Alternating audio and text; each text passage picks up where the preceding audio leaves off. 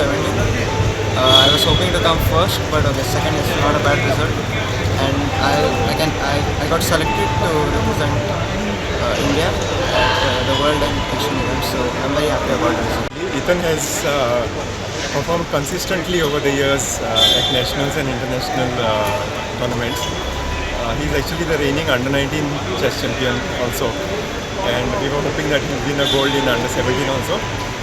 But we are happy with the silver. It's not that just because he has won the championship in one category, it's easy to win the other one, because competition is huge, especially at this level. And the good thing is Ethan remained undefeated throughout the tournament.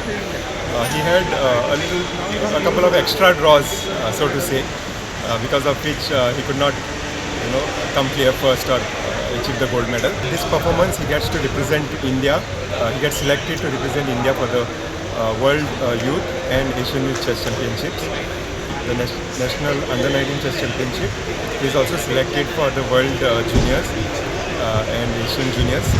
So he has a special distinction of having been selected to represent the country at the World Youth as well as the World Juniors in the same year.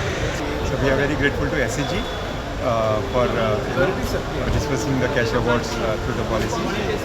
If Goa government could do something special to support Ethan, considering that he has been such a consistent performer. He has won 27 medals for the country, and this is the 10th national medal for the state. So considering a performance at that level, if the Goa government could do something special to support Ethan, we would be really grateful.